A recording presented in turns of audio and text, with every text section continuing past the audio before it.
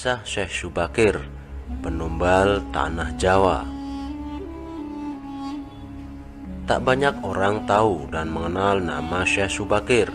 Padahal Syekh Syubakir adalah salah seorang ulama Wali Songo, periode pertama yang dikirim khalifah dari Kesultanan Turki Utsmaniyah Sultan Muhammad I untuk menyebarkan agama Islam di wilayah Nusantara. Syekh Syubakir konon adalah seorang ulama besar yang telah menumbal tanah Jawa dari pengaruh negatif makhluk halus saat awal penyebaran ajaran Islam di Nusantara. Kisahnya dimulai saat Sultan Muhammad I bermimpi mendapat wangsit untuk menyebarkan dakwah Islam ke tanah Jawa. Adapun mubaliknya harus berjumlah 9 orang. Jika ada yang pulang atau wafat, maka akan digantikan oleh ulama lain asal tetap berjumlah 9. Sehingga dikumpulkanlah beberapa ulama terkemuka dari seluruh dunia Islam waktu itu. Para ulama yang dikumpulkan tersebut mempunyai keahlian masing-masing.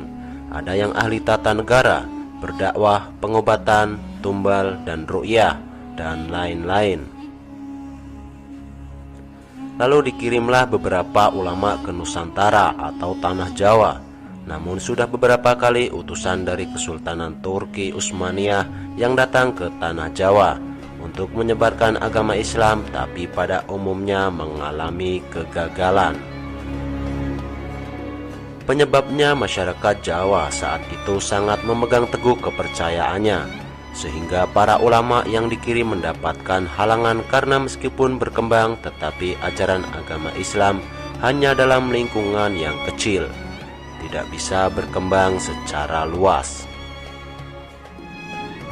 Selain itu, konon Pulau Jawa saat itu masih merupakan hutan belantara angker yang dipenuhi makhluk halus dan jin-jin jahat. Lalu diutuslah Syekh Syubakir, ulama asal Persia yang ahli dalam meru'yah, ekologi, meteorologi, dan geofisika ke tanah Jawa. Beliau diutus secara khusus menangani masalah-masalah goib dan spiritual yang dinilai telah menjadi penghalang diterimanya Islam oleh masyarakat Jawa ketika itu. Berdasarkan babat tanah Jawa, setelah sampai ke Nusantara, Syekh Syubakir yang menguasai ilmu gaib dan dapat menerawang makhluk halus mengetahui penyebab utama kegagalan para ulama pendahulu dalam menyebarkan ajaran Islam karena dihalangi para jin dan dedemit penunggu tanah Jawa. Para jin, dedemit, dan lembut tersebut bisa merubah wujud menjadi ombak besar yang mampu menenggelamkan kapal berikut penumpangnya dan menjadi angin puting beliung yang mampu memporak-porandakan apa saja yang berada di depannya. Selain itu, para jin kafir dan bangsa lelembut tersebut juga bisa berubah wujud menjadi hewan buas yang mencelakakan para ulama pendahulu tersebut. Untuk mengatasi hal tersebut, konon Syekh Syubakir membawa batu hitam dari Arab yang telah dirajah. Lalu batu dengan nama Raja Aji Kala Cakra tersebut dipasang di tengah-tengah tanah Jawa, yaitu di puncak Gunung Tidar, Magelang.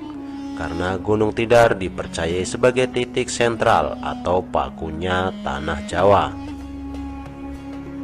Efek dari kekuatan gaib suci yang dimunculkan oleh batu hitam tersebut menimbulkan gejolak.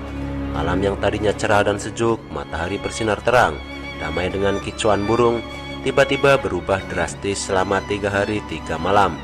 Cuaca mendung, angin bergerak cepat, kilat menyambar menimbulkan hujan api. Gunung-gunung bergemuruh tiada henti. Lelembut, setan, siluman lari menyelamatkan diri. Jin, peri, banaspati, kuntilanak, jelangkung, semua hanyut dalam air karena tak kuat menahan panasnya pancaran batu hitam tersebut. Makhluk halus yang masih hidup pun mengungsi ke lautan. Sebagian jin yang lain ada yang mati akibat hawa panas dari tumbal yang dipasang Syekh Syubakir tersebut.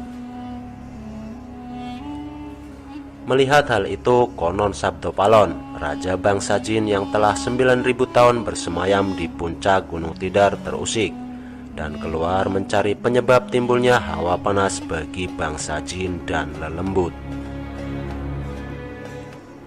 Sabto Palon lalu berhadapan dengan Syekh Syubakir. Sabto Palon lalu menanyakan maksud pemasangan batu hitam tersebut. Sang ulama menyatakan maksudnya menancapkan batu hitam itu untuk mengusir bangsa jin dan lelembut yang mengganggu upaya penyebaran ajaran Islam di tanah Jawa oleh para ulama utusan Khalifah Turki Utsmaniyah.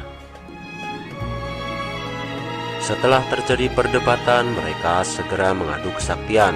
Konon pertempuran antara keduanya terjadi selama 40 hari 40 malam, hingga Sabto Palon yang juga dikenal sebagai Ki Semar Badranaya Sang Danyang Tanah Jawa ini merasa kewalahan dan menawarkan perundingan. Sabto Palon menyaratkan beberapa poin dalam upaya penyebaran Islam di tanah Jawa. Isi kesepakatan antara lain, Sabto Palon memberi kesempatan kepada Syekh Syubakir beserta para ulama untuk menyebarkan Islam di tanah Jawa, tetapi tidak boleh dengan cara memaksa. Kemudian Sabto Palon juga memberi kesempatan kepada orang Islam untuk berkuasa di tanah Jawa, raja-raja Islam. Namun dengan catatan, para raja Islam itu silahkan berkuasa, namun jangan sampai meninggalkan adat istiadat dan budaya yang ada. Silahkan kembangkan ajaran Islam sesuai dengan kitab yang diakuinya, tetapi biarlah adat dan budaya berkembang sedemikian rupa. Syarat-syarat itu pun akhirnya disetujui Syekh Syubakir. Selain di puncak Gunung Tidar, Syekh Syubakir juga membersihkan beberapa tempat angker di tanah Jawa yang dikuasai para raja jin dan makhluk halus lainnya. Dalam versi lain diceritakan untuk membersihkan wilayah Gunung Tidar dari bangsa jin, Syekh Syubakir membawa senjata pusaka berupa tombak Kiai Panjang. Lalu tombak pusaka tersebut ditancapkan tepat di puncak Tidar sebagai penolak bala.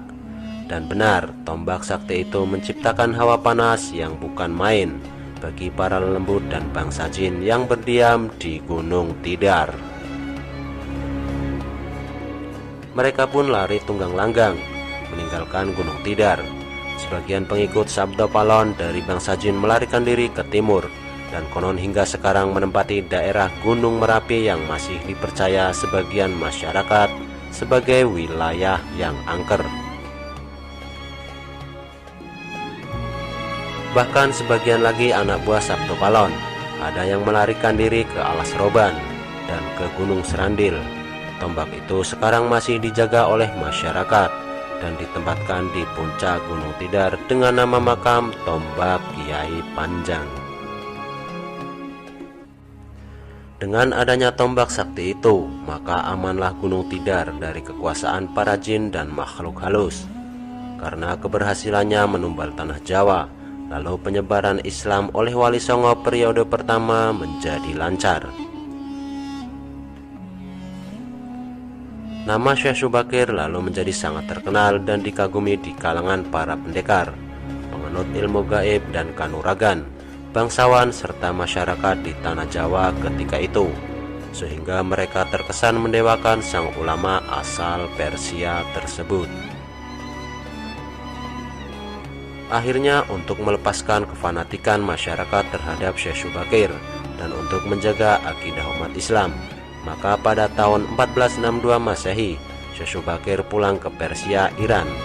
Ini dimaksudkan agar kefanatikan tersebut runtuh dan masyarakat kembali kepada tauhid yang benar. Selain itu, tugas utama Syekh Syubakir untuk membersihkan tanah Jawa dari pengaruh negatif makhluk halus telah selesai. Selanjutnya, setelah Syekh Syubakir wafat, posisinya digantikan oleh Wali Songo lainnya. Wallahu alam bishawab.